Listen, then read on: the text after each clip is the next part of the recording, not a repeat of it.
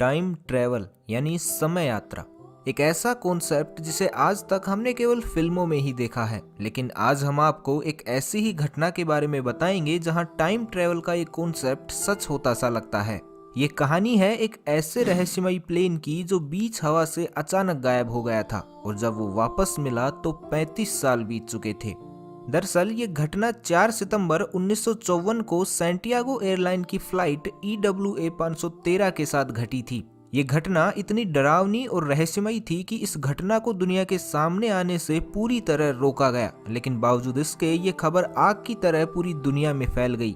4 सितंबर 1954 को Santiago airline की flight EWA 513 ने वेस्ट जर्मनी के एक एयरपोर्ट से 52 लोगों के साथ पोर्टो एलेग्रे ब्राजील के लिए उड़ान भरी।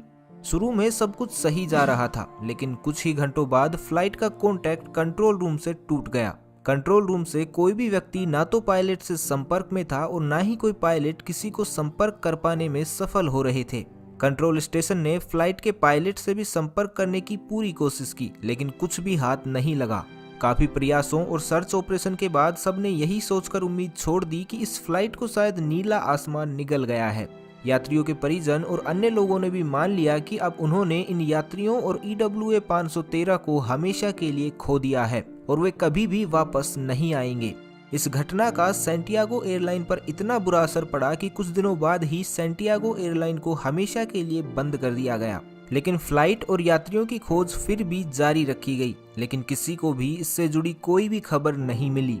लगभग 35 साल ऐसे ही बीत गए। अब तो लोग इस घटना को भूलने भी लगे थे, लेकिन 12 अक्टूबर 1989 की सुबह एक ऐसी घटना घटी जिसने सभी को चौंका दिया। इस दिन की सुबह पोर्टो एलेग्रे एयरपोर्ट के रडार में एक अननोन प्लेन दिखाई दिया जो तेजी से पोर्टो एलेग्रे एयरपोर्ट के रनवे की तरफ बढ़ता जा रहा था।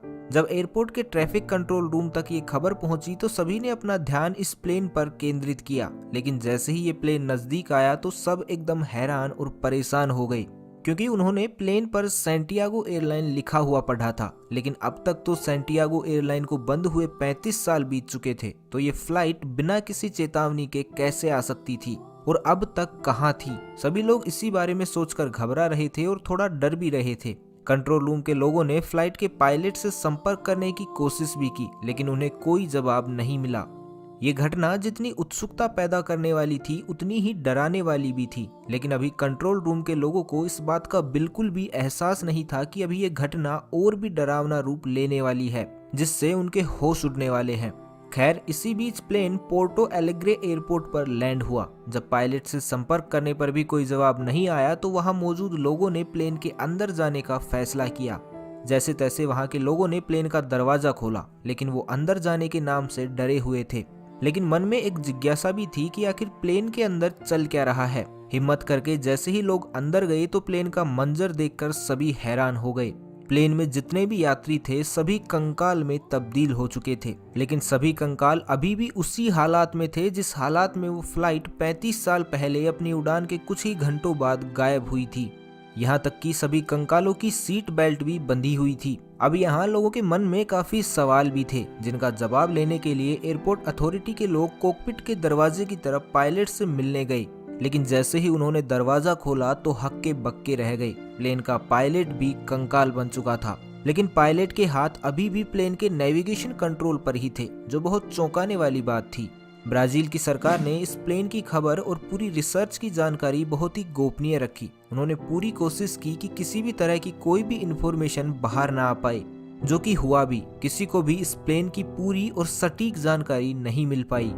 जब ब्राजील सरकार की तरफ से इस तरह का रवैया दिखाया गया तो इस बात ने बहुत सी इन्वेस्टिगेशन एजेंसी का ध्यान अपनी ओर केंद्रित कर लिया, जिसमें से कुछ पैरानॉर्मल इन्वेस्टिगेशन एजेंसी सबसे आगे थी। इन्वेस्टिगेटर ये जानने में बहुत दिलचस्पी दिखाने लगे थे कि आखिर उस दिन क्या हुआ था।